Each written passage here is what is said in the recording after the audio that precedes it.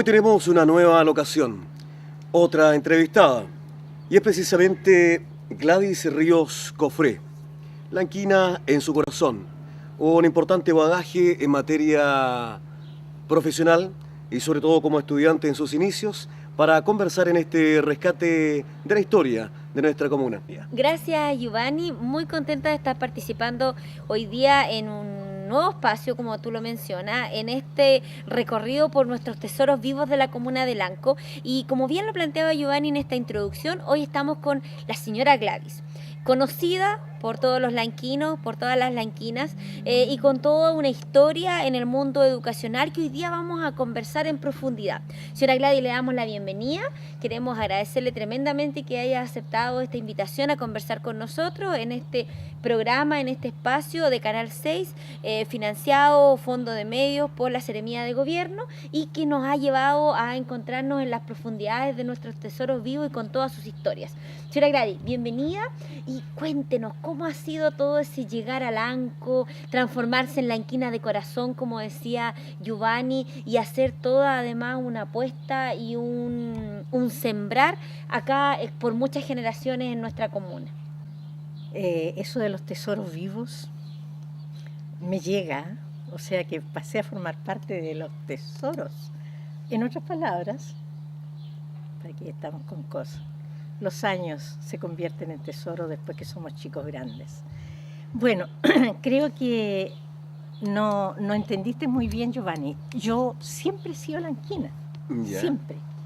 Lo que pasa es que mis padres, viejos profesores de aquí de Lanco, Elías Ríos Monsalve y Hilda Cofré Troncoso, ellos trabajaban en colegios, en La Peña, en Puquiñe, posteriormente aquí en Lanco.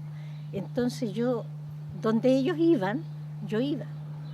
Y mi padre tenía dentro de su forma de ser, muchas veces yo he dicho que él era un general Pinochet en la casa, entonces él decía, nos vamos a esta parte, y allá partía. Él estuvo en la Unión trabajando en la mina Catamutún, por eso yo también estuve en la Unión. Después estuvo en el Fundo Los Ulmos, cerca de la Unión, pero yo ya estaba en el Liceo de Valdivia, en el Liceo Niños. Eso significa que mis abuelitos eran de aquí de Lanco. Hay un tema de muchas veces, no necesariamente las vocaciones se heredan, pero sí los ejemplos son muy importantes en el seno familiar. El mundo de la educación, ¿cómo ha sido? Porque finalmente usted ha dedicado toda su vida, pero también su entorno familiar, su entorno paterno, incluso comenzando con la educación rural y trasladándose finalmente después usted ya a hacer todo un mundo educacional en nuestra comuna de Lanco. ¿Cómo ha sido eso? Oye, la verdad que la educación, mi familia la lleva en la sangre. Mis dos hermanos, mi hermana Iris Liliana, mi hermano Nelson Iván, yo, profesores por vocación.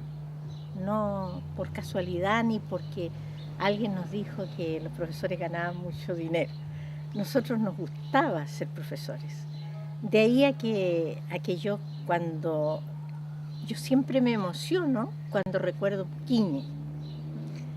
Yo me considero de Puquiñe porque estuve mucho tiempo ahí, conocí a toda la gente, incluso un año que por razones económicas no pude estudiar.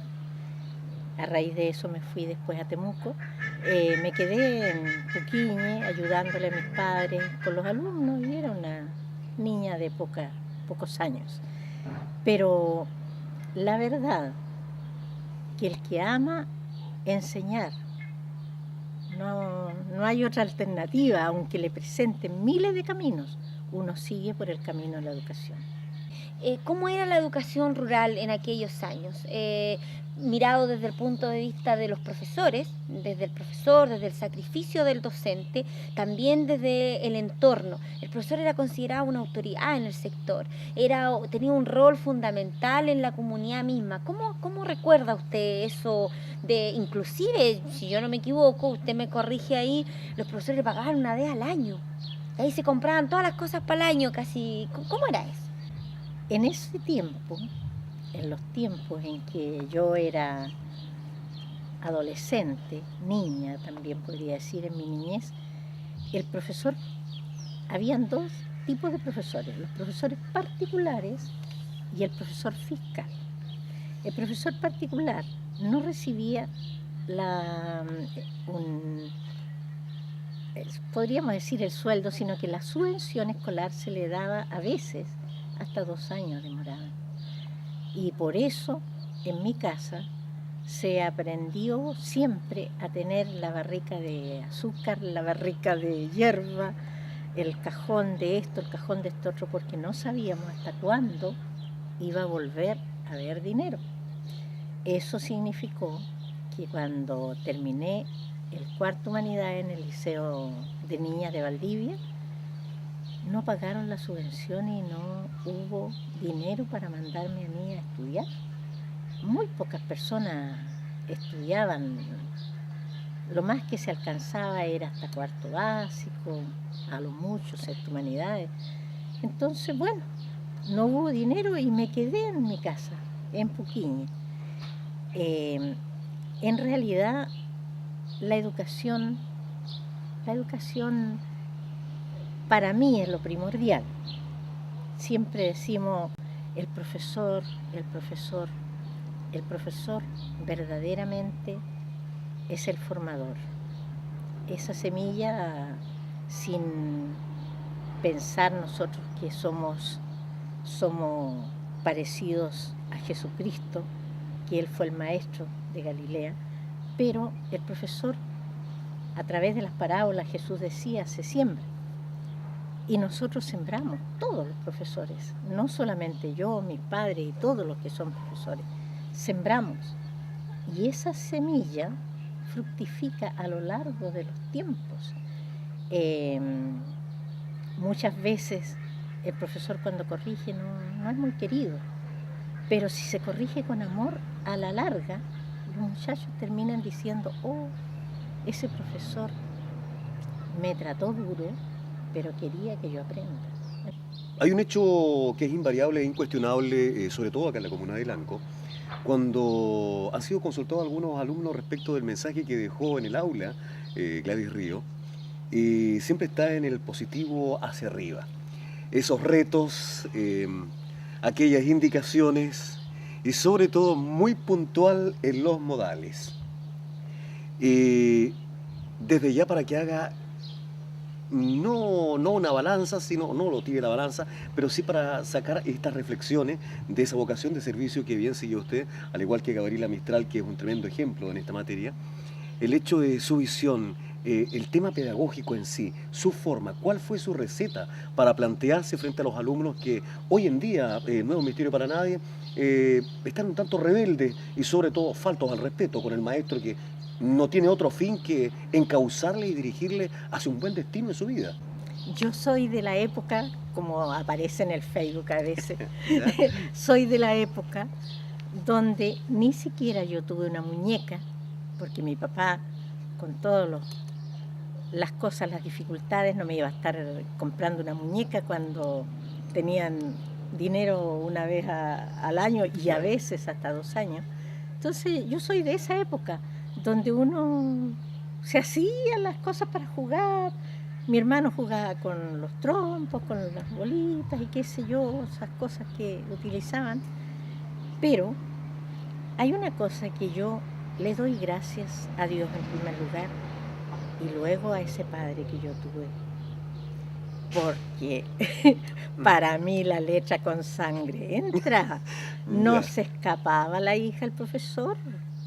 La ley pareja no es dura. Una vez en La Peña, cuando mi papá trabajaba, un alumno dijo que yo tenía un tintero que era de él, de tinta, porque se usaba el tintero, la mesa tenía un hoyito, el pupitre, exacto. Ahí se colocaba el tintero y se escribía con la pluma esa que se colocaba. Bueno, fui injustamente acusada. Correctiva. Mi padre me dio una porque yo le había robado el tintero de tinta a ese compañero, que lo tengo clarito y él, si me está escuchando o me está viendo sabe quién es. Y resulta que ese tintero alguien lo botó, cayó la tinta, y yo encontré el frasquito tan bonito y lo lavé, y mi papá tenía unos litros de tinta Stephen y lo llené. ¡Uy, qué lindo el tinterito! Y lo puse ahí, pero nunca lo robé. O sea, no hubo la intención. No, ni por casualidad. ¿Pero qué significó eso? Jamás en los años de vida que tengo se me ha ocurrido robarle nada, ni ocuparme de algo que tenga alguien, porque capaz que mi padre se levante la tumba y me dé otra paliza. Bueno, esa era la época, y donde el padre mandaba, donde se obedecía y donde jamás se le faltaba el respeto a nadie.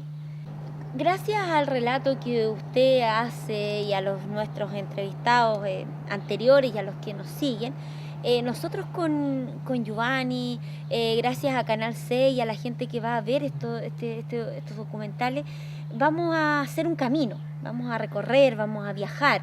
Viajamos en el tiempo absolutamente con lo que usted nos cuenta, con todo. ¿Cómo podemos viajar, de acuerdo a su relato, con la Escuela Alberto Córdoba y el Liceo Camilo Enrique, que por lo demás tenían otro nombre? Usted maneja absolutamente esa historia, porque nosotros estamos comunalmente a puertas a cumplir 100 años en nuestra comuna de Lanco, con procesos también educativos importantes. Un liceo Camilo Enrique, el mayor, el más grande de la comuna de Lanco, y una escuela Alberto Córdoba con toda una historia, con todo un sentido patrimonial y con grandes desafíos además que se le vienen.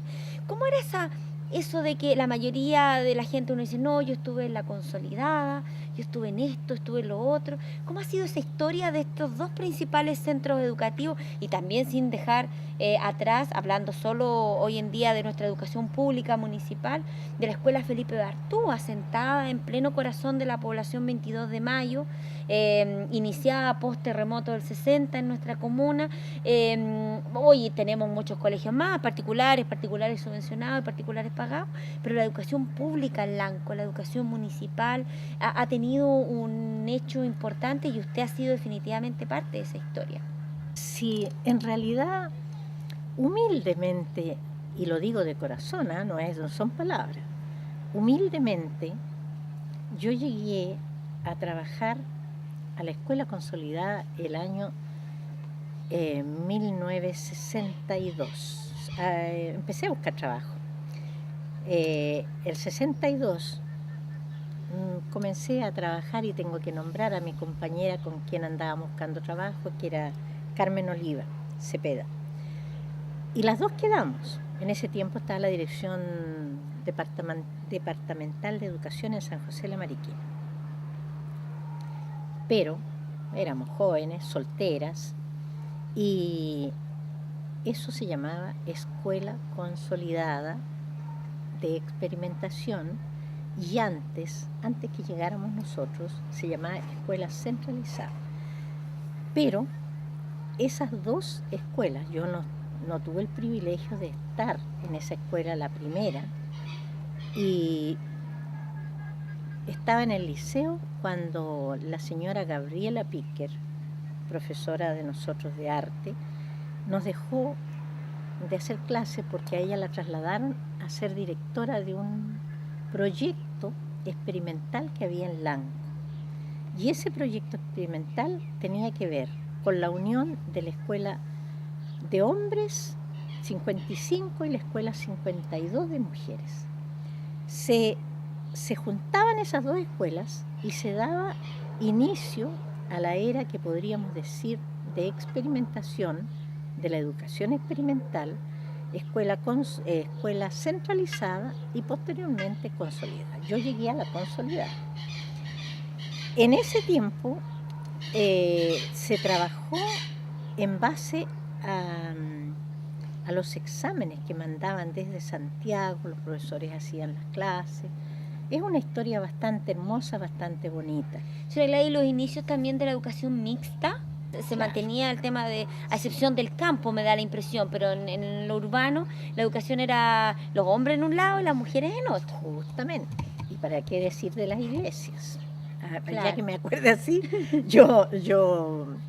Bueno, algunas veces iba a la iglesia católica, los hombres allá y las mujeres acá. Y en la iglesia evangélica también, los hombres para allá, las mujeres para el otro lado. Pero ahí se integraron las dos escuelas. Mientras tanto, la misional, que eran dos, misional de hombres, misional de mujeres, era como quien dice la competencia entre la educación fiscal y la educación particular. Todavía. Todavía yo creo. Entonces, esas dos escuelas se fusionaron y yo llegué a la escuela consolidada. ¿Qué pretendía? ¿Cuáles fueron los objetivos de la consolidada? De lograr que se hicieran cursos donde pudieran estar la enseñanza humanista científico, que después se le dio ese nombre, y técnico profesional, o donde se pudieran repartir las ramas. Cuando yo llegué había un curso de contabilidad, de comercial podríamos decir, había un curso de industrial donde estaba don Víctor Molina Neira a cargo de eso, y también estaba el otro curso, y labores, que tenía la señorita Mercedes Orellana, estaba también ahí dirigiendo, y fue como un despertar, porque la gente de Lanco y de los alrededores empezaron a ingresar a esos cursos. En ese tiempo ya se terminó después, en la escuela consolidada, se siguió con el octavo, era quinto, sexto, séptimo, octavo, y después hasta ahí llegaron, pero antes en todas partes era primero humanidades, segundo humanidades, tercero humanidades, cuarto, quinto, sexto humanidades. O sea, también fue en eso una experimentación. A la larga, la escuela consolidada, la verdad que es un ícono como educación, en educación aquí en Lanco. Está don Antolín Torres, que él puede decir mucho más cosas que yo, los otros ya se han ido de este mundo. Ricardo Lomboy, Luis Valenzuela, don Eduardo Delgado, etc. Y la señora Eriburgo. Pero don Antolín Torres puede decir más cosas todavía, porque él estaba ya cuando yo llegué. Bueno, resumiendo, esta enseñanza siguió adelante, pero a la vez ellos tenían una extensión cultural muy grande, donde estaban los coros, las obras de teatro. O sea, si volviera a la escuela consolidada, yo creo que, bueno, todo lo que se comienza en una época después se termina, pero nosotros nos reunimos con exalumnos de la escuela consolidada y todos añoran esa parte de su vida donde estuvieron en la escuela consolidada Experimentación de Lanco. Había más escuelas consolidadas, sí. Pero más o menos eso, y después de ahí se forma primero el Liceo B número 9. Liceo B número 9, que encauzó todo la consolidada, pero el B número 9 también tenía la enseñanza básica. ¿En qué año aproximadamente es lo del liceo? El liceo propiamente tal, el Liceo Camilo Enríquez, si no me equivoco, fue en 1981, con don Galo Sánchez.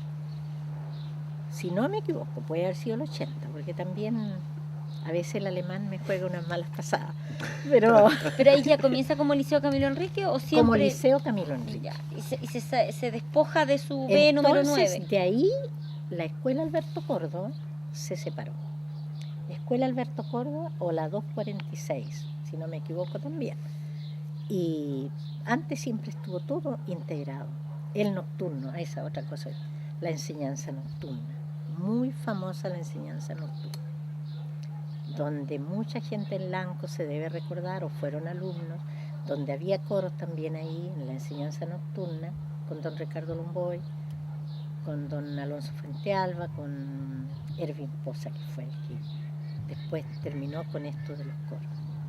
El profesor que está permanentemente en el aula, pero que al mismo tiempo está disponible para todas las acciones y las cosas que hay que hacer al interior del sistema educativo o al interior de un establecimiento educacional. Usted estuvo de inspectora general. y que es un tremendo rol en el Liceo Camilo Enrique, el liceo más grande de la comuna. ¿Cómo fue ese paso de profesora de historia, de sus clases, de su trabajo al interior del aula, a estar pendiente ya no solo de su aula, sino que del establecimiento completo y conocerlos a todos y, como usted dice, al más malilla, al más tranquilito, a los papás, a la mamá, al profesor que a lo mejor tenía un problema, que no iba a clases, qué sé yo? Ahí estaba Gladys Ríos como casi una figura omnisciente, encima de viendo todo eso y acostumbrándose, como usted bien decía, a una vorágine muy grande cada día. ¿Cuánto tiempo estuvo de inspectora general? Primero me nombraron a dedo en Inspectoría General y después postulé. Y salí seleccionada, así que quedé como inspectora general. Pero siempre la relación con los alumnos parte de que si yo quiero que el muchacho me respete, también yo tengo que respetarlo. Claro. También tengo que respetarlo. Y eso me valió. Yo no recuerdo a ningún alumno del Liceo Camilo Enríquez que me haya faltado alguna vez el respeto. Nunca. Llegaban sublevados a la oficina.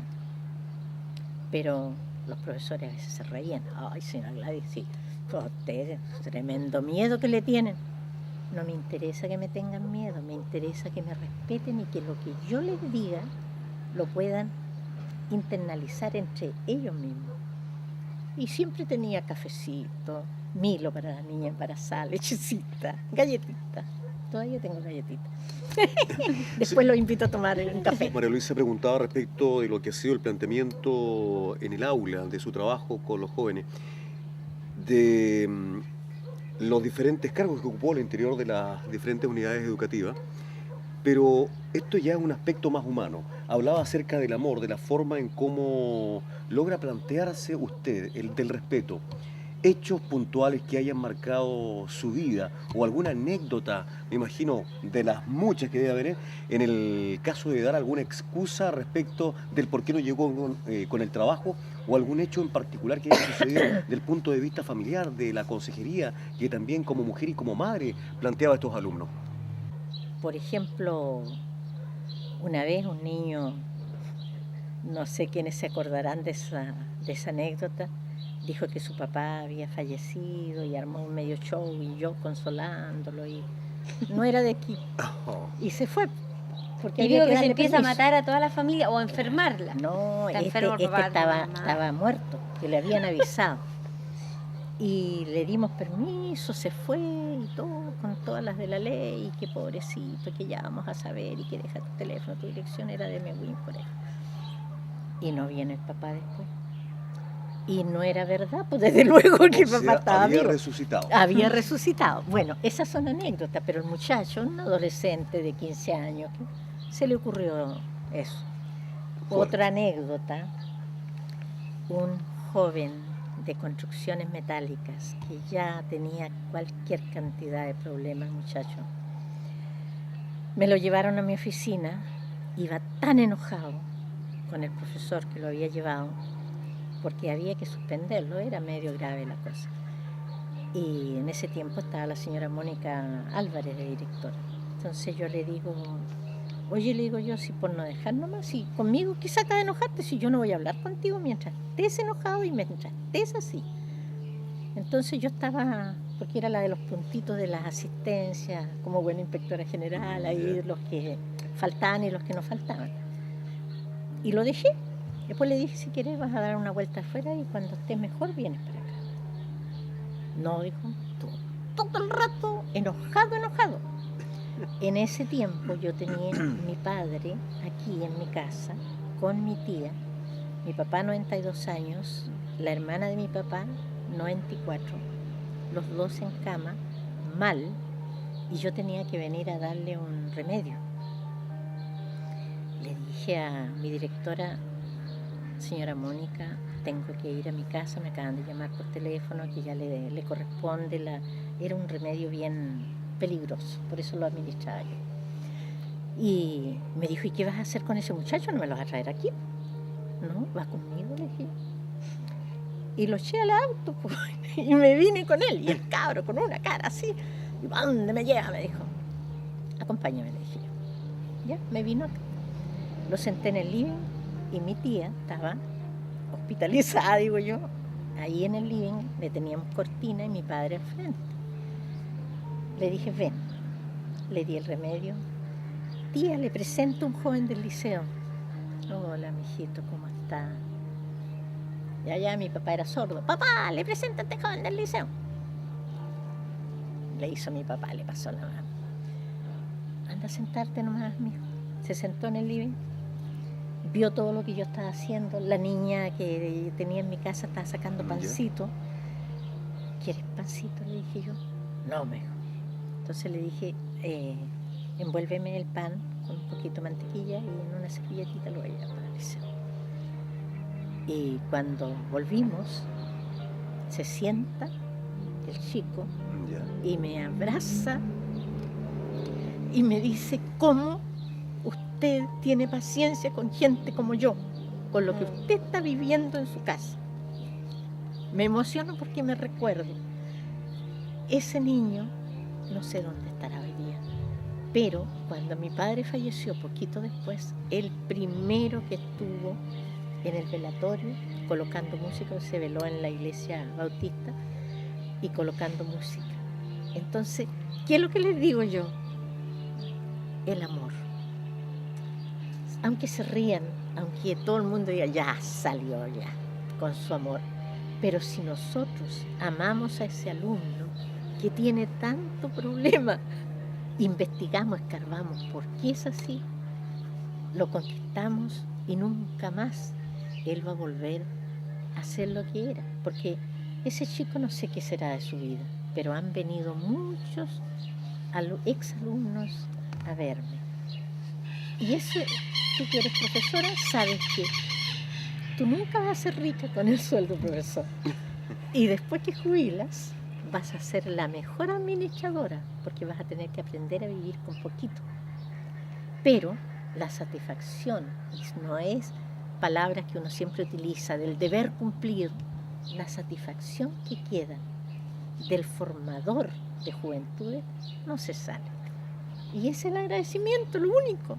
El que alguna vez te lleguen y te digan, gracias. Hola, señora Gladys, qué joven está. O sea, ese es un agradecimiento tremendo que existen para los profesores y precisamente el fin último que tiene este proyecto de hacer partícipe a nuestros vecinos de cuál es ese detalle histórico, ese antecedente, qué es lo que precisamente vivimos en el pasado y que hoy nos tiene transformado en esto, en una comuna que, bueno, sigue creciendo con sus pros y sus contras, pero gracias siempre a un formador, a un profesor.